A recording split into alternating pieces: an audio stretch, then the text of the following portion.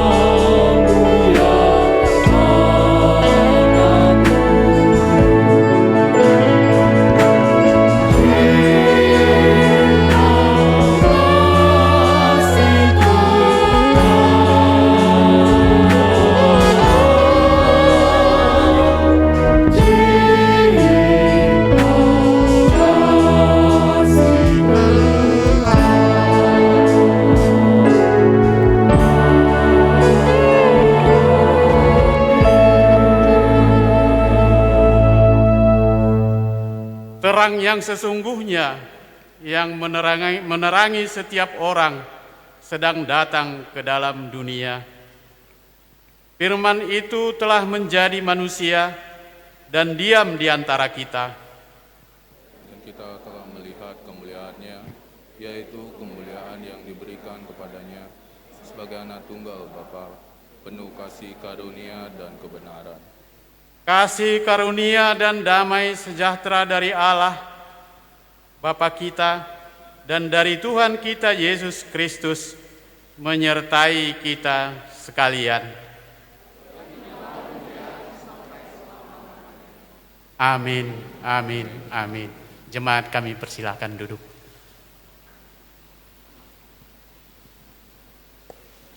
Kita memuji Tuhan dari nyanyian Rohani Metodis nomor 228 ayat 1 sampai 3.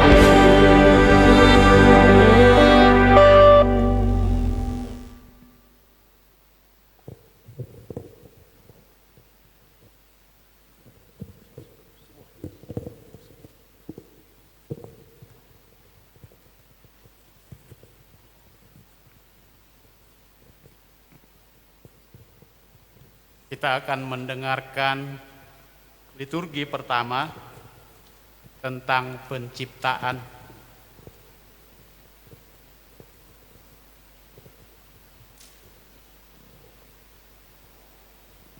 Allah telah berkarya hari demi hari.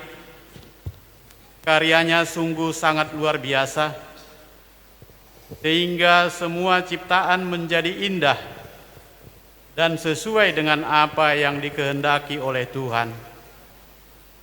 Ia menciptakan langit, bumi, serta seluruh alam semesta. Cakrawala yang luas dan elok, gunung-gunung yang menjulang tinggi, burung-burung yang berkicau dengan merdu, semuanya menunjukkan keindahan hasil karya Tuhan Allah.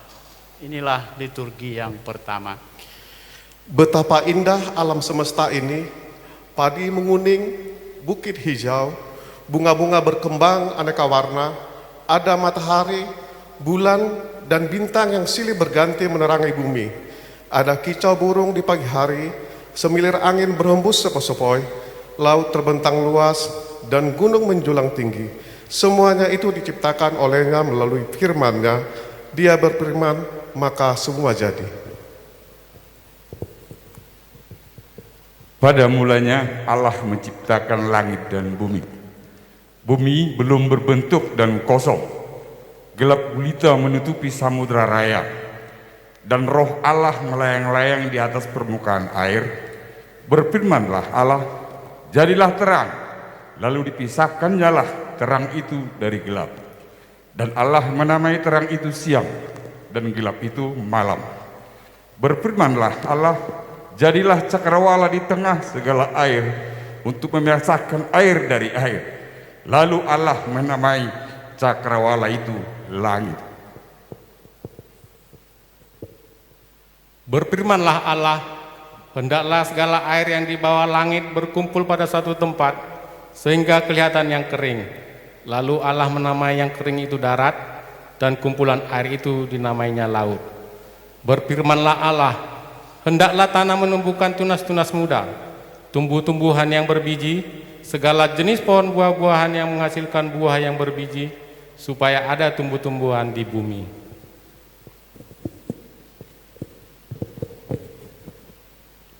Berfirmanlah Allah, jadilah benda-benda penerang pada cakrawala untuk memisahkan siang dari malam.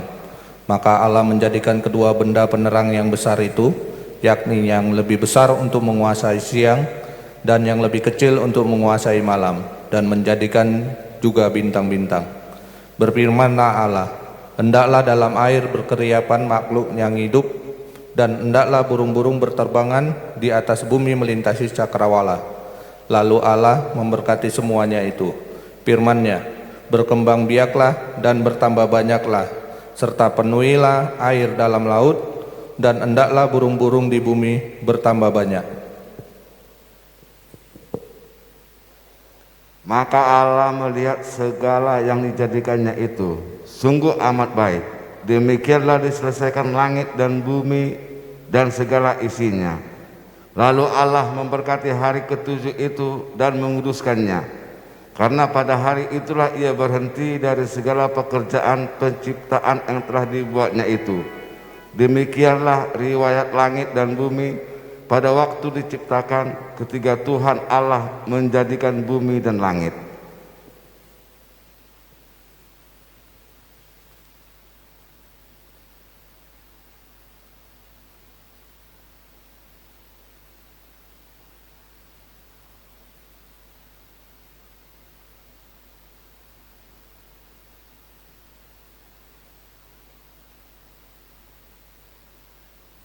Bapak Ibu yang terkasih, selanjutnya kita akan mendengarkan atau melihat liturgi yang kedua, yaitu manusia jatuh ke dalam dosa, yang dilakukan secara online dengan beberapa jemaat-jemaat kita di luar kota. Sungguh bahagia manusia pertama itu. Manusia adalah salah satu makhluk hidup yang paling berharga yang diciptakan oleh Allah. Allah menjadikan manusia menurut gambar dan rupanya. Ia menjadikan manusia agar dapat menguasai bumi dan segala sesuatunya. Bagaimanakah respon manusia terhadap kebaikan Allah?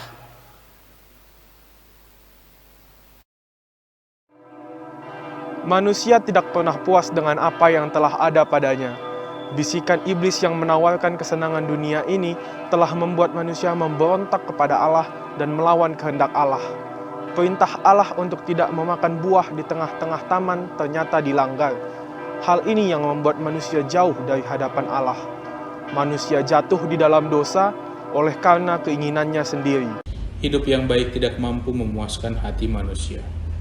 Dosa membuat manusia diperhamba oleh keinginan daging, hawa nafsu, kemarahan, kebencian, iri hati, perkelahian dan pertengkaran merusak kehidupan manusia. Setiap hari kita melihat kemajuan teknologi yang semakin canggih. Hampir seluruh kebutuhan manusia terpenuhi. Namun, Apakah dampaknya? Setiap manusia mementingkan dirinya sendiri. Tidak ada yang peduli lagi dengan sesamanya. Kekuasaan yang melanda hati manusia telah menciptakan sifat egoisme. Manusia lain yang tidak berkuasa kembali menjadi budak. Yang kuat semakin kuat, yang lemah semakin lemah. Walaupun manusia telah terbukti bersalah dan memberontak terhadap firman Tuhan, manusia masih saling menyalahkan satu sama lain dan mencari pembenaran terhadap dirinya. Manusia tidak mengakui perbuatan salahnya kepada Tuhan, tetapi justru saling melemparkan kesalahan. Manusia telah memberontak dan melawan firman Tuhan. Manusia telah kehilangan kemuliaan Tuhan. Kebaikan yang diupayakan oleh pemerintahnya hanya dianggap sebagai dongeng belaka. Perbuatan baik diukur dengan uang. Manusia telah hidup di tengah-tengah perhambaan akan uang. Yang kaya semakin kaya dan yang miskin semakin miskin. Seperti tertulis dalam firman Tuhan, akar segala kejahatan ialah cinta uang. Adik tidak menghargai abangnya dan orang tua tidak dianggap lagi sebagai sumber hikmat ilahi. Penghargaan semakin berkurang. Mungkinkah kita bertahan dalam situasi yang demikian? Kerasukan manusia menciptakan bencana alam yang tidak dapat lagi dibendung. Pagar alam menjadi rusak dan bercacat. Hutan tidak mampu lagi bernyanyi. Laut tidak mampu lagi memberi kehidupan. Udara tidak lagi bersih. Air telah tercemar. Semua telah menjadi rusak. Hukum tidak lagi dihargai. Menghalalkan segala cara adalah salah satu jalan pintas yang dipilih manusia. Budaya semau gue semakin hidup. Teguran dan sapaan tidak lagi terngiang. Semua telah pudar. Kenakalan remaja yang terus meningkat. Merokok, bolos sekolah, tawuran, penggunaan obat-obatan terlarang. Manusia membuat keinginannya menjadi Tuhannya. Kejahatan ada di mana-mana. Mencuri, membunuh, berzina, bersumpah palsu, dan mengambil yang bukan haknya. Kapan semua ini akan berakhir dan apa yang harus kita lakukan?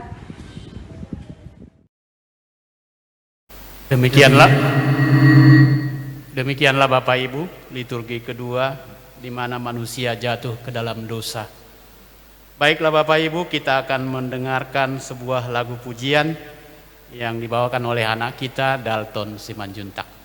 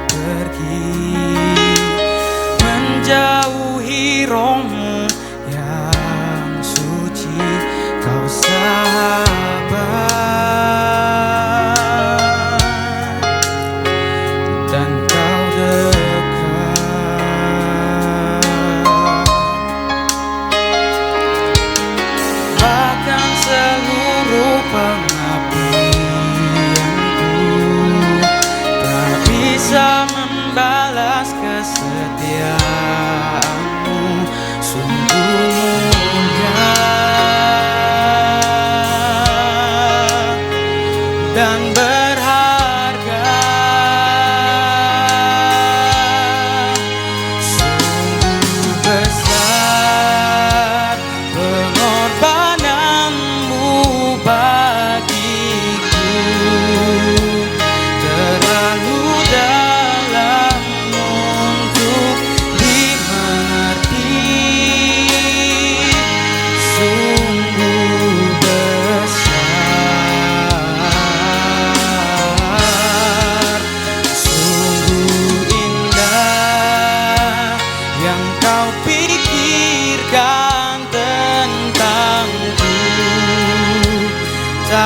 terselami bagiku.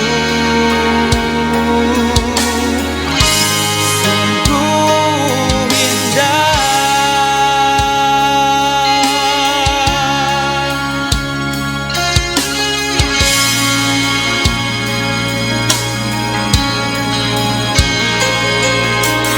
bahkan seluruh pengabdianku tak bisa membalas kesetiaanmu. Sungguh mulia dan berharga.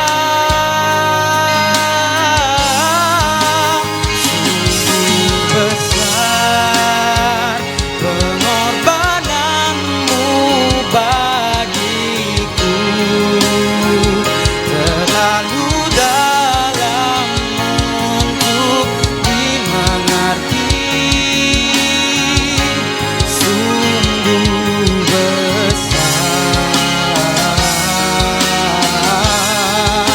sungguh indah yang kau pikirkan tentangku, tak terselami bagiku.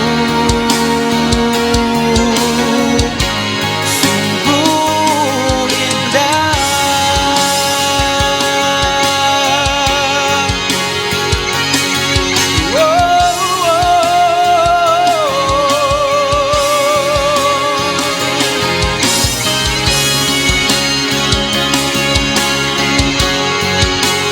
Sungguh indah,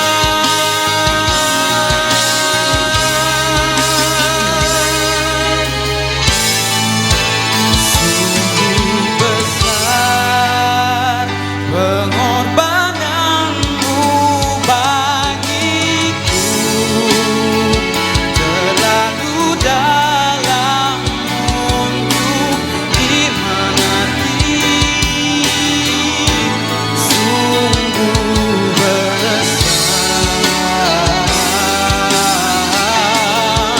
sungguh indah yang kau pikirkan tentangku, tak terselami bagiku.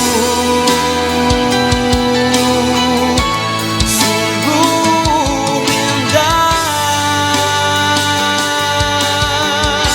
sungguh indah, sungguh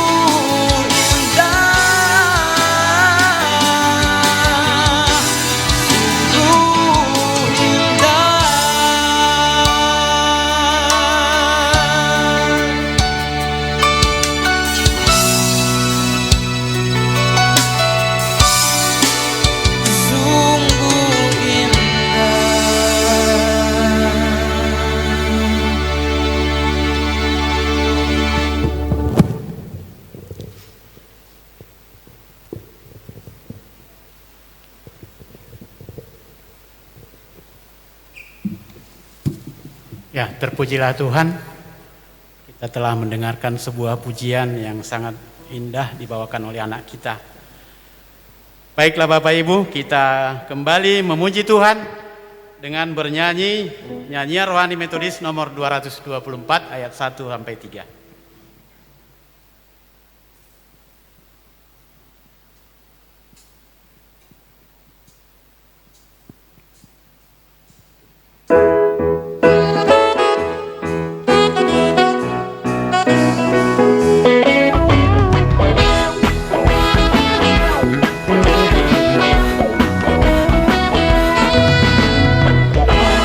Siapa di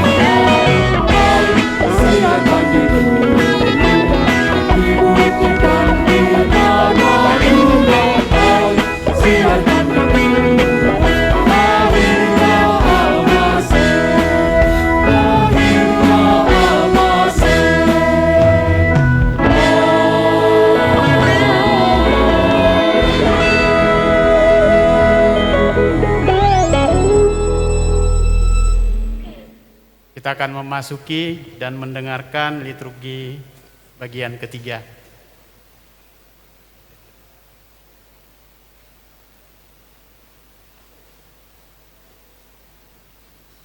Bapak Ibu yang terkasih, liturgi bagian ketiga yang mengambil bagian adalah mewakili majelis, mewakili seksi-seksi, dan juga mewakili LS, yaitu liturgi ketiga tentang janji keselamatan.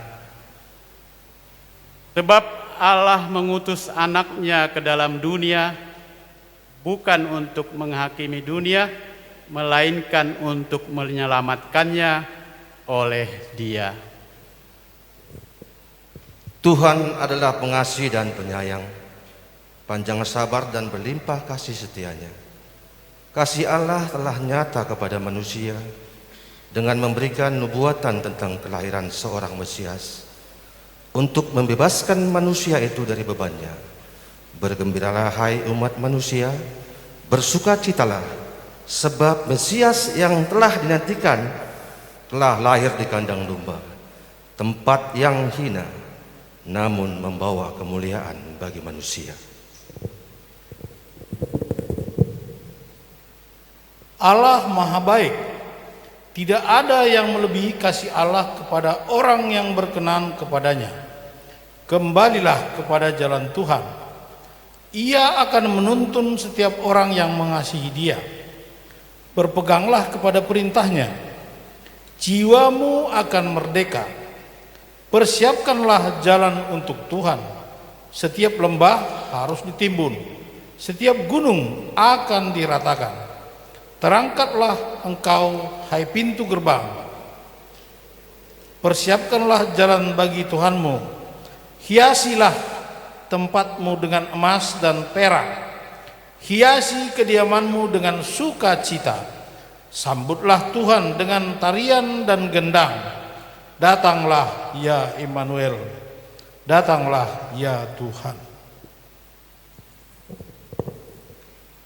Tuhan menyatakan kasih-Nya melalui firman-Nya yang disampaikan oleh para nabi yang memberitakan kabar sukacita, di mana akan lahir seorang penyelamat, yaitu Mesias, membawa kemerdekaan dan kelepasan bagi umat Tuhan yang menderita, Raja yang adil dan sangat bijaksana, Raja yang membawa sukacita yang kekal, hamba Tuhan yang setia dan taat.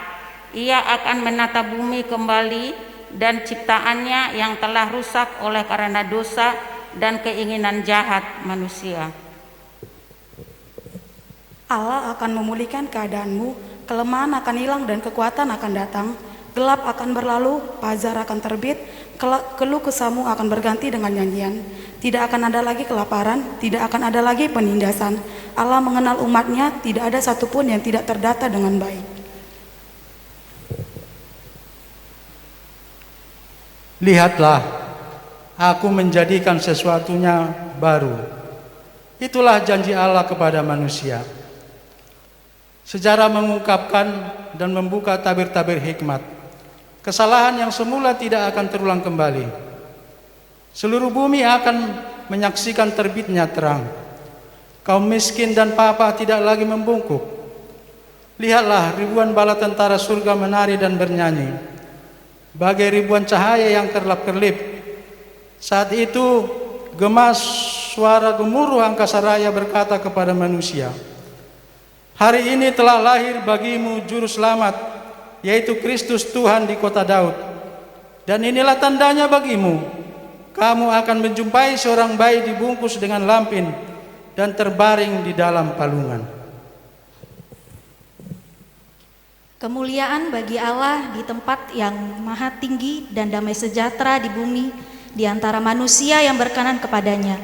Mulialah engkau ya Raja segala raja, kekuasaanmu mengatasi segala langit. Sungguh namamu agung di seluruh bumi. Setiap insan tunduk kepada namamu. Kesempurnaanmu melingkupi jagat raya. Engkaulah Allah yang setia, yang tidak berkesudahan. Kemuliaanmu dimuliakan ribuan para malak sorga. Terpujilah engkau ya Raja pembawa damai. Gloria in excelsis Deo. Mulialah namamu. Amin.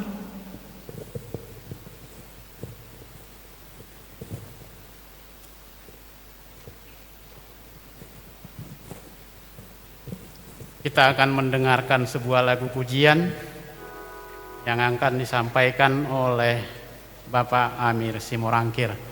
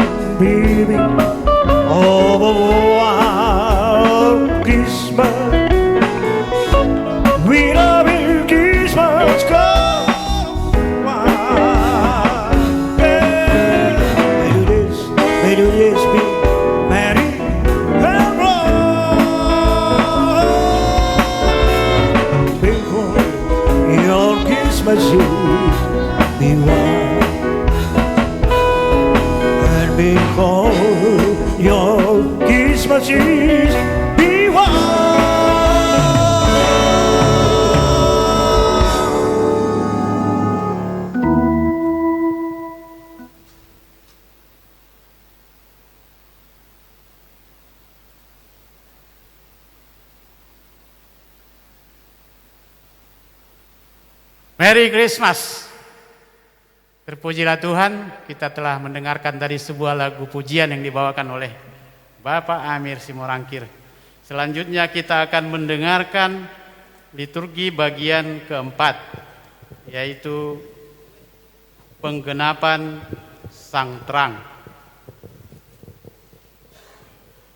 Adapun para penyampai liturgi bagi kita adalah anak-anak kita yang selama ini merantau, tidak di Medan, tetapi pada akhir tahun ini mereka kembali pulang kampung dan mereka mengisikan liturgi bagi kita malam hari ini tentang penggenapan Sang Terang. Firman Allah itu telah menjadi manusia. Ia hidup di tengah-tengah kita. Ia berkomunikasi dengan kita. Sang Terang telah digenapi untuk manusia. Saat ini ketika peristiwa itu kita kenang, apa yang akan kita perbuat? Kita dengarkan liturgi dari mereka. 2000 tahun yang lalu, Yesus hidup di tengah-tengah kita. Ia lahir melalui Maria bundanya. Ia memberitahukan bahwa kerajaan Allah sudah dekat. Saat ini, kita ingin bersama-sama dengan Yesus kembali. Ketika malaikat menyuarakan bahwa Raja Damai itu telah datang, kita merasa aman dan tentram. Tidak ada yang kurang. Ia bersinar dan menjadi terang. Yesus pernah berkata, "Selama aku di dalam dunia, akulah terang dunia." Saat ini, mari kita membuka hati kita. Biarkan Kristus bertakhta di relung hati kita yang terdalam. Mari kita berikan hidup kita, sehingga semuanya menjadi sebuah kesempurnaan kembali. Sama seperti ketika Allah menjadikan dunia ini baik dan sempurna. Seperti yang tertulis, terang itu telah datang kepada miliknya sendiri. Mengapa engkau masih dalam kegelapan? Lihatlah, surya abadi telah terbit. Ia hadir dan menerangi alam raya. Kegelapan telah disingkirkan, asalkan engkau membuka hatimu, sinar itu akan meresap. Saudara-saudari, bersama-sama dengan para malaikat, mari kita mengundang Yesus untuk lahir dan bertahta di hati kita. Pujilah Tuhan sebab Ia baik. Pujilah Tuhan sebab Ia maha agung. Kasih setianya tidak berkesudahan dari sekarang sampai selamanya. Keselamatan itu telah nyata. Firman telah menjadi daging. Kemuliaan Tuhan melingkupi alam raya. Hati yang beku telah dicairkan. Mulialah namamu, kami puji Dikau, seperti malak yang mengungkapkan kemuliaan-Mu.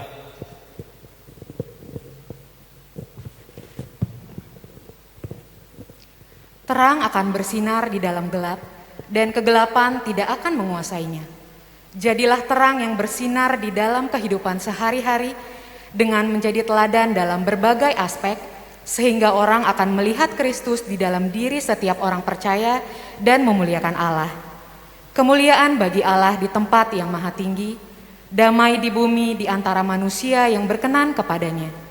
Pujilah Dia dengan sorak-sorai, pujilah Dia dengan gambus dan kecapi, pujilah Dia dengan sangkakala. Biarlah segala yang bernafas memuji dan memuliakan namamu. Tuhan Maha Adil, tiada yang sebanding dengan Engkau. Kerajaan-kerajaan akan tunduk dan bertekuk lutut. Semua lidah akan mengaku bahwa Engkau adalah Allah, Raja dari segala raja, Tuhan dan segala Tuhan. Gloria bagi namamu yang maha kudus. Engkau datang memperdamaikan manusia dengan dirimu. Lihatlah, kesempurnaan kini telah lahir. Bumi penuh dengan sukacita. Alam raya berkumandang dari lembah ke lembah, dari bukit ke bukit. Sudut-sudut dan alam-alam desa seluruhnya bergemuruh menyuarakan keagungan Sang Raja yang telah lahir. Lihatlah, aku menjadikan segala sesuatunya baru. Itulah firman-Mu yang saat ini telah nyata. Kemuliaan bagi Engkau di tempat yang maha tinggi. Amin.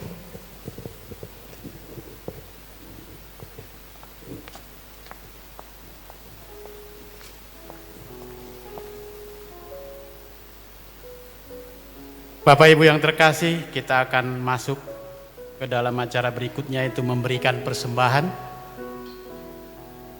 Patutlah kita bersyukur kepada Tuhan di hari Natal yang indah ini, di mana persembahan ke depan yaitu akan diserahkan adalah untuk dana pensiun para hamba-hamba Tuhan dan untuk persembahan bangku kita masing-masing. Petugas akan datang menjemput kepada Bapak dan Ibu sekalian. Demikian juga di pelataran gereja. Sambil mengumpulkan persembahan, kita bernyanyi dari nyanyian rohani Hai Kota Mungil Bethlehem. Bethlehem.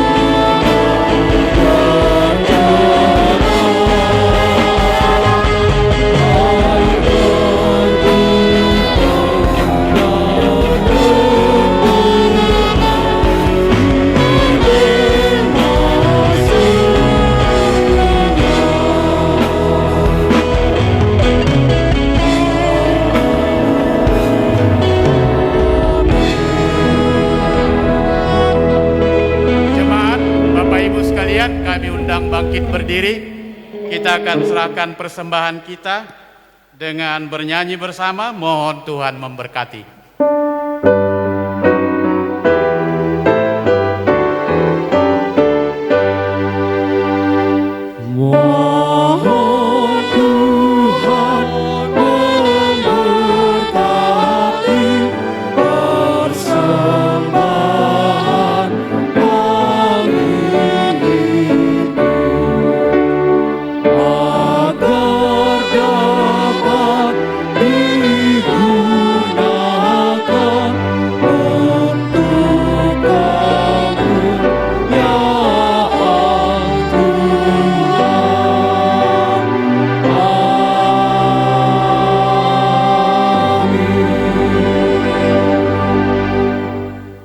Dipersilahkan duduk. Kita akan bersatu hati berdoa syafaat yang akan dipimpin oleh Inang Pendeta Tamri Sitorus.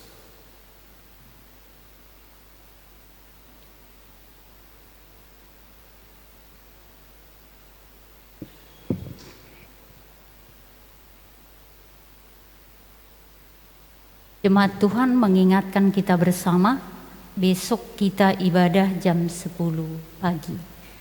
Mari kita merendahkan hati kita berbicara kepada Tuhan, kita berdoa.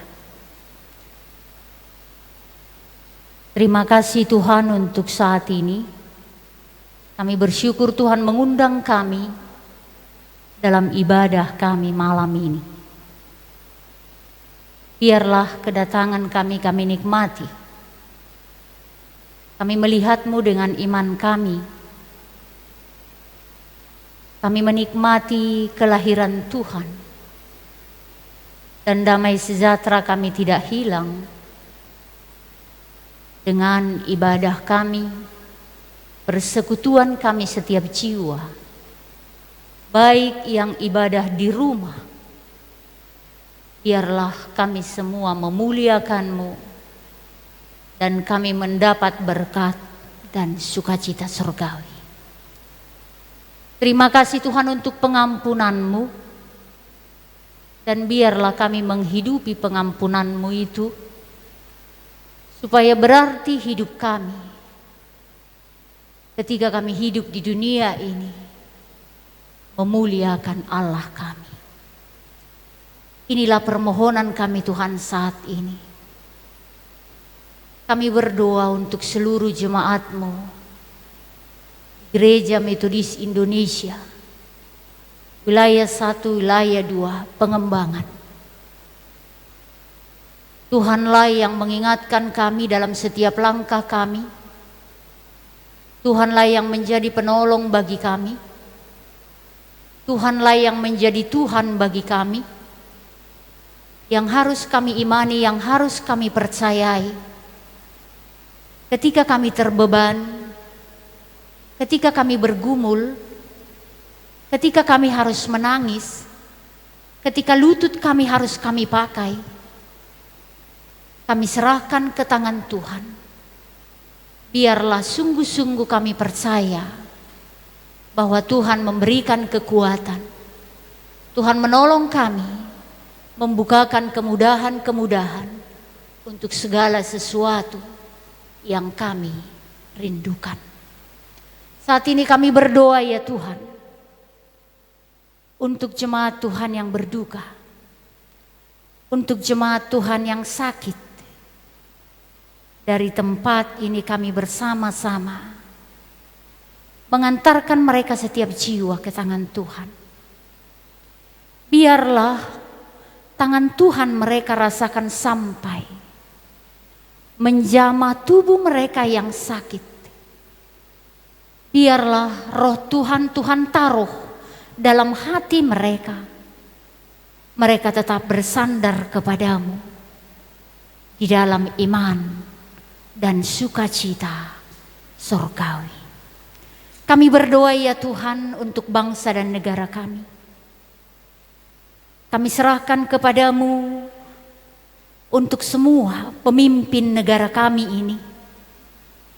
Bapa, dalam menghadapi situasi ini, biarlah juga kami turut melakukan, mematuhi apa yang diaturkan oleh pemerintah kami. Biarlah dengan situasi ini kami sadar sesungguhnya kami harus ikut menerima, melakukan apa yang Tuhan inginkan. Kami serahkan ke tangan-Mu untuk semua yang memikirkan situasi COVID ini di pemerintahan kami ini. Beri mereka hikmat, bijaksana. Tuhan berkati mereka setiap jiwa.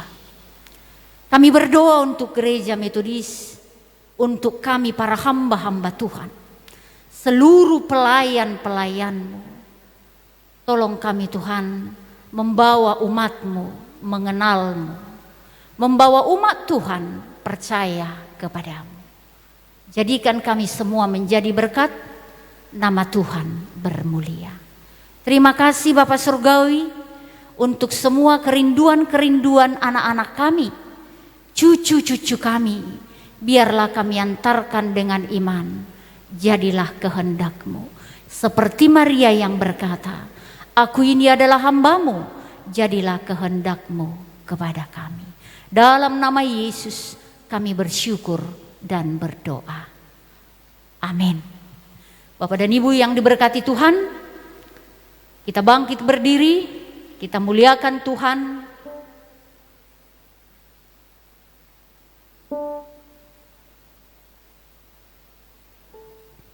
Kita akan mendengarkan firman Tuhan.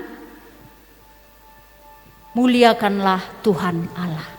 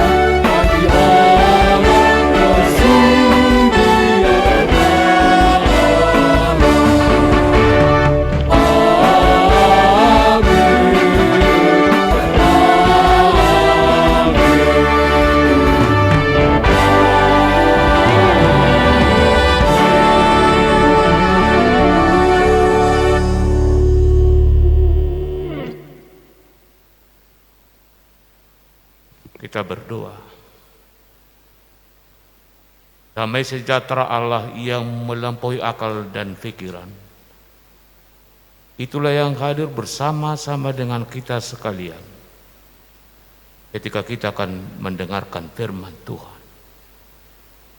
Bapa, dalam sukacita kami pada saat ini, hamba-Mu mau menyampaikan isi hati Tuhan kepada seluruh jemaat-Mu. Karena itu perlengkapi sukacita kami dengan kuasa Roh Kudus, sehingga firman menjadi kekuatan bagi kami. Dalam Kristus Yesus kami berdoa. Amin. Shalom Bapak Ibu, sangat bersukacita pada sore menjelang malam ini, oleh karena kita melihat sebuah perayaan Natal yang tertata apik, yang begitu semangat, begitu meriah. Saya bersukacita, jiwaku bersorak-sorak saat ini. Jadi Natal itu dang dapuk-dapuk disi, tapi dipersiapkan dengan baik, tertata dengan baik, melingkupi seluruh kebutuhan. Dengan teknologi yang canggih, kita menggunakan anak-anak kita, bahkan yang di luar negeri, internasional dan nasional, kita gunakan untuk bersama-sama dengan kita di sini. Sesuatu yang luar biasa, perlu ditiru ke depan. Yang kedua, kami mengucapkan selamat Natal dari kami keluarga Pendeta Des, Pendeta Benget Rumah Horbo MTA dan Ibu Borumar Paung, dan juga seluruh pengurus distrik yang ada di distrik 2 wilayah 1. Ibu bapak sekalian, melengkapi sukacita Natal kita itu, Natal kita ini, maka sebagaimana tema yang diberikan kepada kita untuk kita renungkan adalah dari Yohanes pasal 1 ayat 5. Saya akan membacakan bagi kita di dalam nama Yesus Kristus Tuhan kita. Terang itu bercahaya di dalam kegelapan, dan kegelapan itu tidak menguasainya. Dia adalah terang. Itulah tema yang akan kita renungkan. Ibu bapak yang dikasihi oleh Tuhan, kalau berbicara tentang terang, memang di dalam Alkitab ada dua maknanya. Dalam perjanjian lama dipakai kata aur, bahasa Ibrani, aur. Itu berarti terang karena ada cahaya, berarti siang. Aur atau terang yang dimaksud dalam perjanjian lama itu berarti siang. Lawan katanya yang menyatakan kegelapan adalah kosek. Itu berarti menyatakan malam. Tetapi menarik dan beda dalam perjanjian baru. Kalau dalam perjanjian baru, kata terang itu dipakai kata tupos. Apa itu? Itu berarti bukan hanya sekedar siang, bukan hanya sekedar ada sinar, tetapi tupos itu maksudnya adalah menerangi, bercahaya, bersinar, menyinari. Jadi tupos itu boleh juga dipakai menggambarkan kehidupan. Tupos itu boleh juga dipakai dengan hati nurani. Lawan kata dari tupos itu adalah kegelapan. Kegelapan yang dimaksud itu bukan gelap karena tidak ada cahaya, tetapi kegelapan yang dimaksud itu adalah menggambarkan kejahatan, menggambarkan dosa, penderitaan, penghukuman, kesusahan, dan sebagainya. Jadi, kalau kita berbicara tentang terang yang kita renungkan pada saat ini, itu berangkatnya dari sini, dari nomor 2, dari perjanjian baru. Terang yang dimaksud itu telah dimetaforakan sebuah cahaya menerangi situasi kegelapan, atau kegelapan yang dimaksud itu adalah dosa. Jadi terang itu adalah menerangi dosa, menerangi kejahatan, menerangi penderitaan, menerangi kematian, menerangi penghukuman dan kesusahan dan sebagainya. Itulah yang akan kita bahas dalam istilah kata dia adalah terang. Jadi terang yang menerapi, yang menerangi dosa, menerangi kejahatan, menerangi penderitaan, menerangi kematian, penghukuman, kesusahan, dan sebagainya.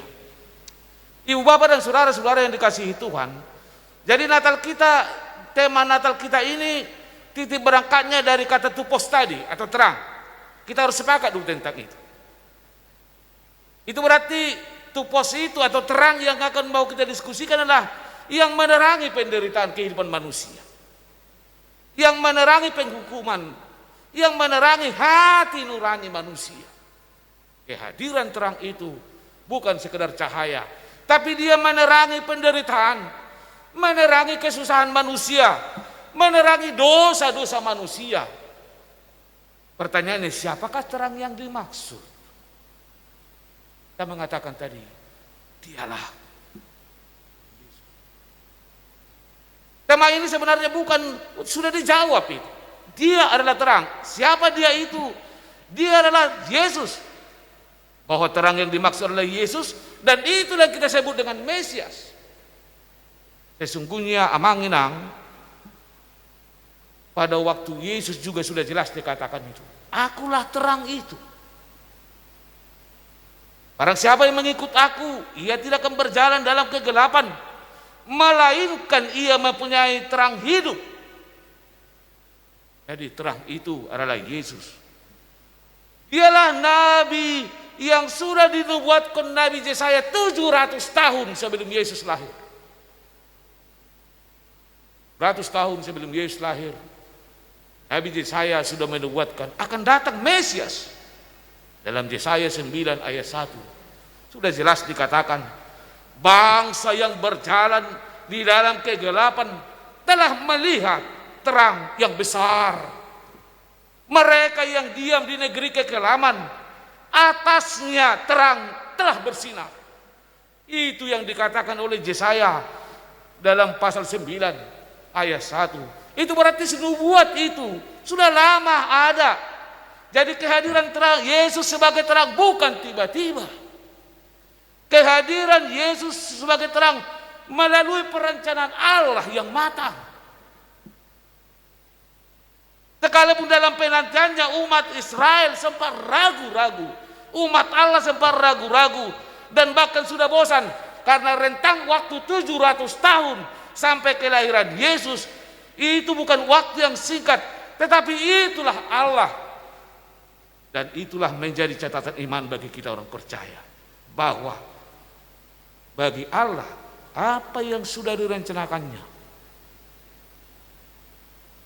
pasti akan sesuai dengan Allah, pasti akan digenapi. Menjadi catatan iman bagi kita. Ini penting. Soal waktunya Allah adalah rahasia keilahiannya dan memiliki keunikan tersendiri. Cukup lama, 700 tahun. Sedangkan COVID ini bulan Maretnya sampai sekarang kita udah mulai bosan. 100 tahun. Ibu apa yang kekasih? Pertanyaan penting selanjutnya, mengapa Yesus sebagai terang harus hadir ke dunia? Apakah Allah tidak bisa memainkan perannya secara lisan dari sorga? Setidaknya ada 3 alasan amang inang yang harus kita pahami.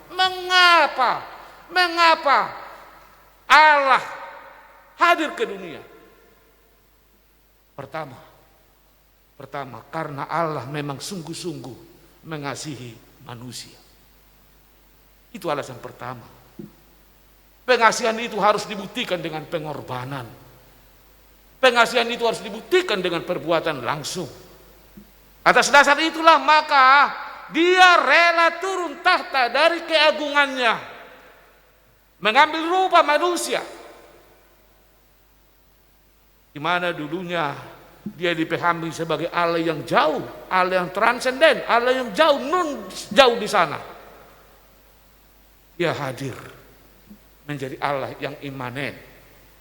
Dari kata imanen muncullah kata Immanuel, Allah beserta kita.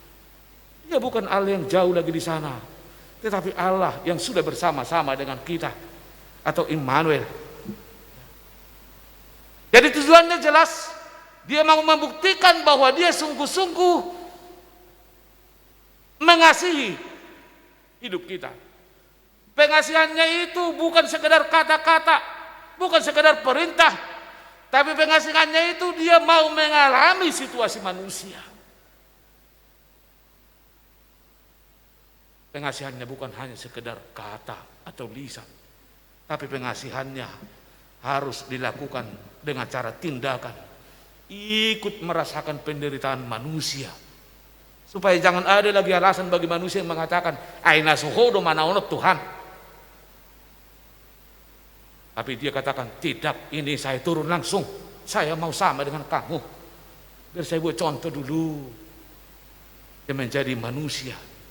Jadi tidak ada alasan bagi kita untuk berdalih atas penderitaan berat yang kita alami. Tidak ada alasan bagi kita atas kesusahan yang kita alami. Dia sendiri sudah mengalami kesusahan kita. Dan dia hadir di dalam penderitaan kita. Itu alasan pertama. Alasan kedua, ibu bapak sekalian, mengapa Yesus terang harus hadir ke dunia? Supaya manusia mendapat jaminan kepastian keselamatan. Itu alasan yang kedua. Supaya manusia mendapat jaminan keselamatan. Dia mau menjawab keraguan-raguan saya.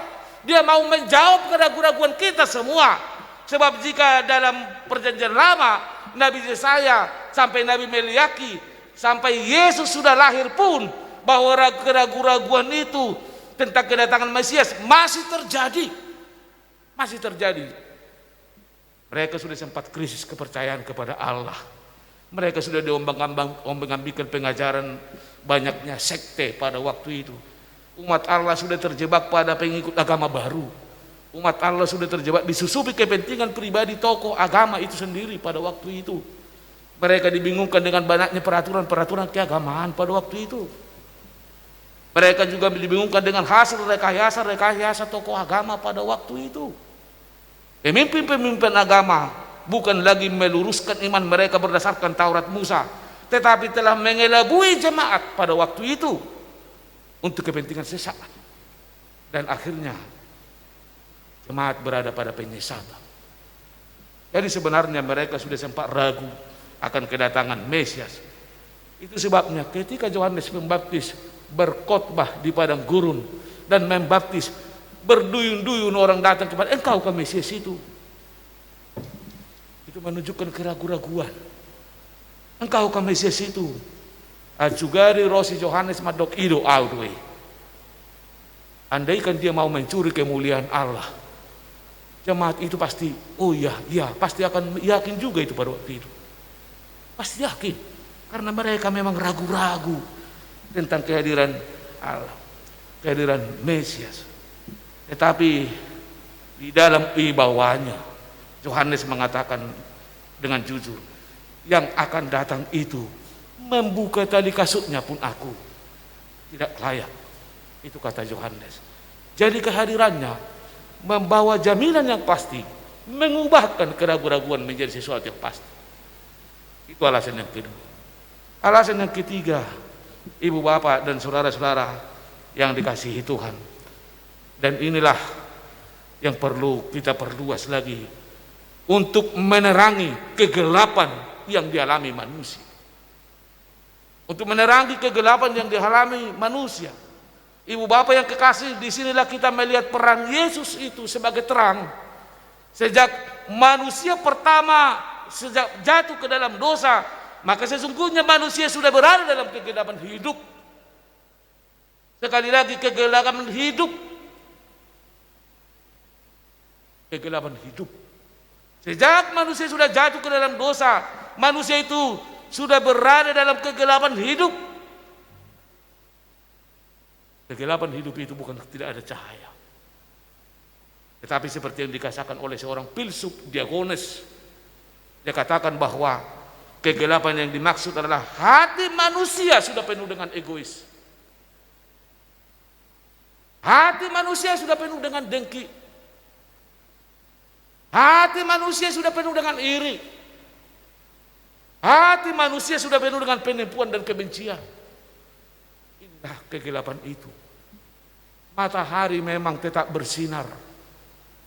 Cahaya ada, tetapi hati manusia gelap.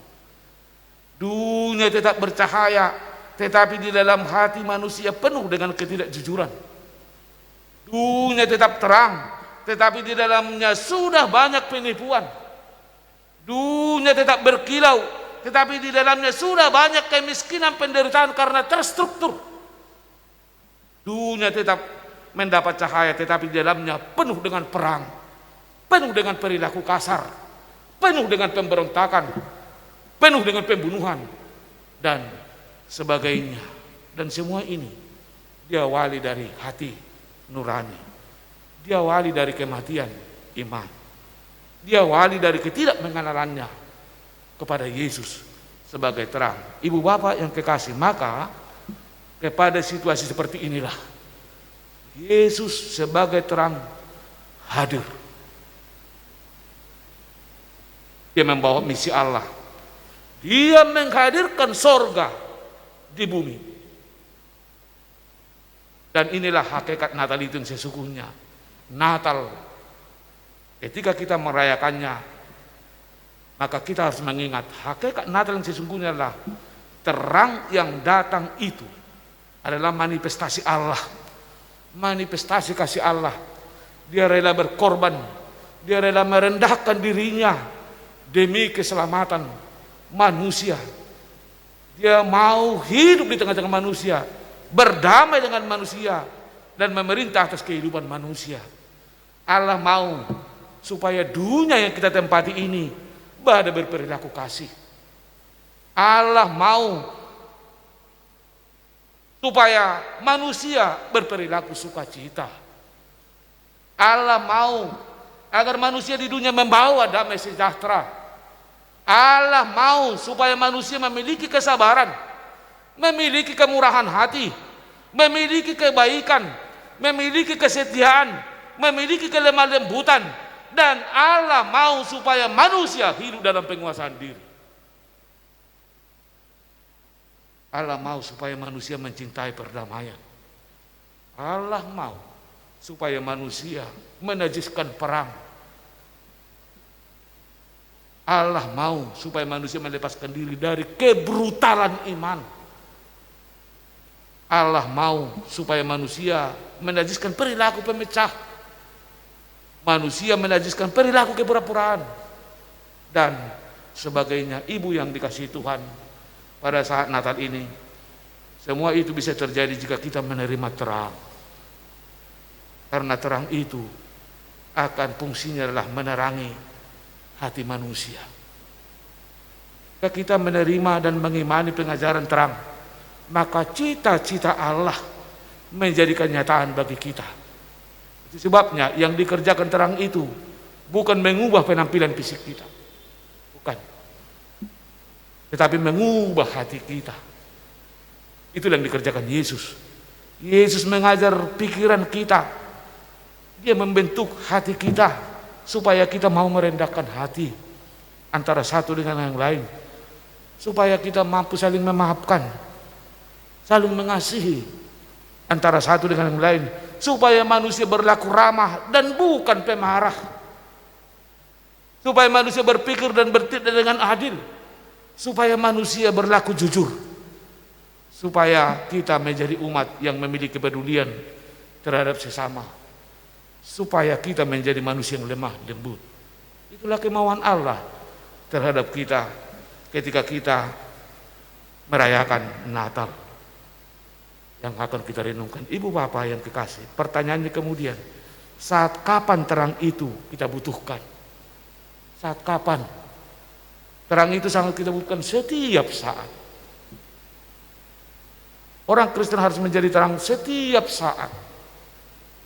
Dengan kita menerima Yesus Kristus sebagai juru selamat, maka terang kita harus menyala setiap saat. Menyalanya seperti pelita, seperti cahaya pelita. Bukan seperti cahaya hiasan lilin ini. Bukan ini. Cahaya hiasan lilin Natal ya berkedip-kedip secara mencolok 2-3 hari. Jadi bayangkan kalau dampak Natal hanya berlangsung 2-3 hari, maka sia-sialah kehadiran Yesus. Sebab seringkali tanpa kita sadari suasana Natal itu hanya menyulap perasaan kita 2-3 hari. Begitu kita mendengar lagu Natal yang hikmat, kita mendengar lagu Natal yang agung, maka hati kita pun terasa teduh dan sendu. Kita menjadi lebih murah hati kepada orang lain. Kita membagi sembako Natal. Kita menjadi ramah. Wajah nampak lebih ceria. Ketegangan dan keberingasan hidup sehari-hari seolah-olah berhenti. Tetapi ketika suasana Natal itu sudah berakhir pula lah segala kedamaian. Berakhir pula lah segala kemurahan hati. Hidup kembali kejam dan keras. Hidup kembali menjadi serakah dan selingkuh. Hidup kembali menjadi benci dan dengki. Situasi seperti ini bukan tipe Natal yang sesungguhnya. Bruder Roger, ada seorang Taizé, penganut Taizé, dia mengatakan mengikut Kristus bukan seperti menyalakan kembang api atau petasan. Kembang api atau petasan memang memukau, tetapi sekejap dan langsung lenyap. Berita Natal itu harus seperti cahaya lilin. Pelita, seperti pelita, memang tidak gemerlapan dia ini. Tidak gemerlapan dia. Tidak gemerlapan. Tetapi dia terang setiap saat. Jadi kalau ditanya kapan terang itu kita butuhkan, setiap saat. Ibu bapak yang kekasih, apalagi pada zaman pandemik ini, tadi kita sudah mendengar juga dalam doa-doa, dalam liturgi, bahwa kita memang sekarang ini sedang diperhadapkan pada situasi bencana yang sangat menakutkan. Kita terbatas seperti ini sekarang. Kita membutuhkan kehadiran terang. Banyak orang cukup menderita sekarang ini. Banyak orang yang dalam kesusahan. Mulai Maret hingga kini, bahkan belum tahu sampai kapan. Belum tahu sampai kapan. Kita diperhadapkan situasi yang menakutkan. Sebuah benda kecil yang tidak nampak secara kasat mata, tetapi bisa memporak-porandakan hidup kita. Banyak keluarga yang berduka karena kehilangan saudara-saudara mereka dengan begitu cepat. Dan sedikit pula para pekerja yang harus di PHK karena situasi ini. Anak-anak yang harusnya menikmati alam di sekolahnya, bergaul, tapi akhirnya mereka kehilangan kesempatan untuk bercanda dengan sebayanya. Ini yang kita alami, ibu bapak. Gereja juga sudah demikian. Sudah 10 bulan gereja bergumul, jemaat gelisah, mau beribadah takut. Dalam beribadah pun harus menjaga jarak. Budaya ketimuran kita yang harus bersalaman dengan erat itu pun sekarang kita selesaikan, kita apa? Kita tiadakan. Cukup dengan begini, ya sudah. Dan duduk saling mencurigai. Jangan-jangan ini udah kena. Jangan-jangan ini udah kena. Artinya COVID ini telah membuat kita untuk tidak saling mempercayai. Dan samping itu, COVID ini telah membuat kita sebenarnya merenung bahwa kita sesungguhnya adalah rapuh.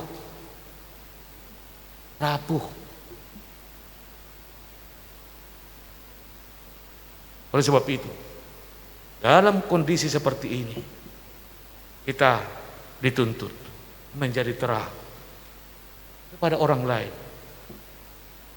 Menjadi terang kepada orang lain. Apa yang harus kita perbuat? Bukan hal-hal yang besar, bukan.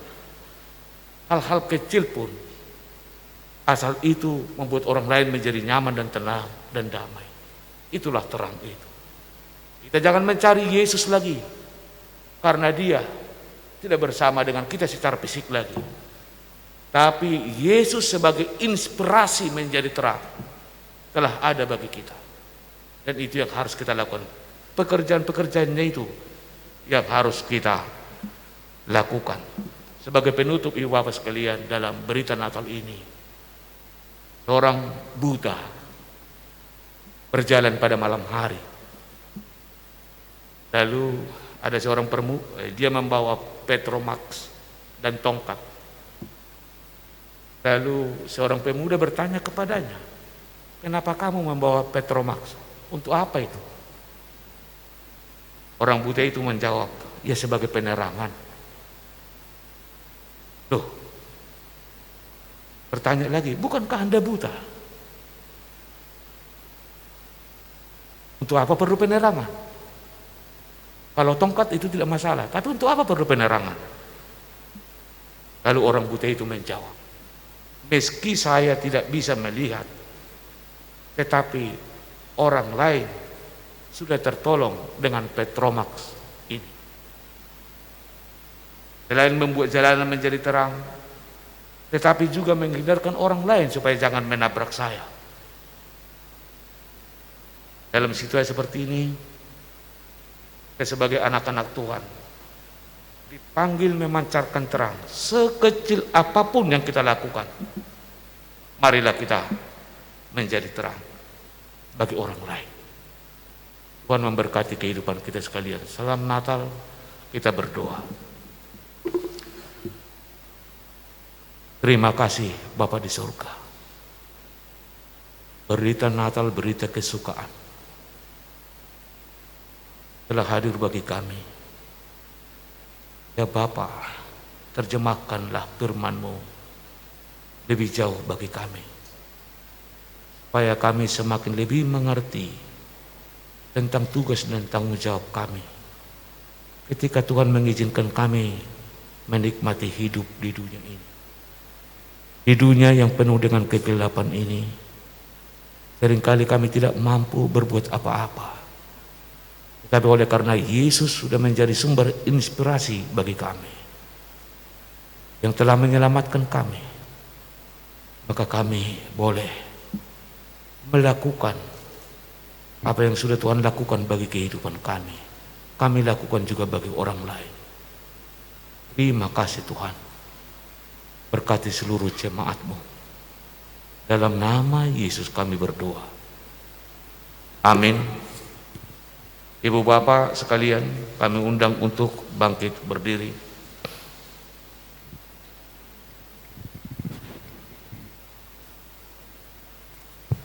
Dengarlah firman-Nya. Firman itu telah menjadi manusia dan diam di antara kita.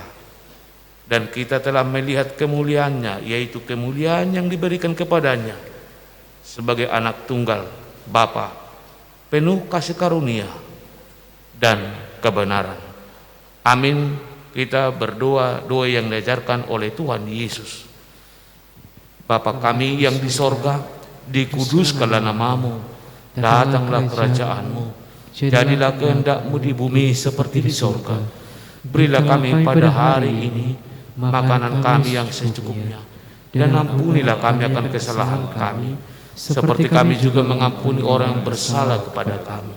Dan janganlah membawa kami ke dalam pencobaan, tetapi lepaskanlah kami daripada yang jahat. Karena Engkau yang punya kerajaan dan kuasa dan kemuliaan sampai selama-lamanya. Amin. Kepada Allah beri puji.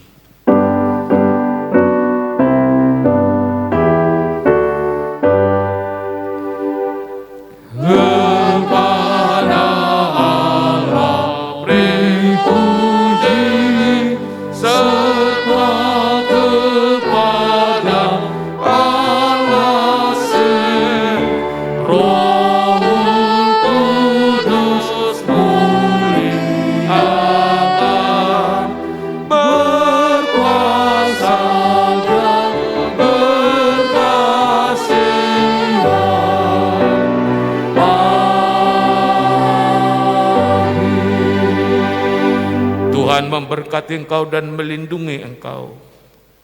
Tuhan menyerahi engkau dengan wajahnya dan memberi engkau kasih karunia. Tuhan menghadapkan wajahnya kepadamu dan memberi engkau damai sejahtera. Amin.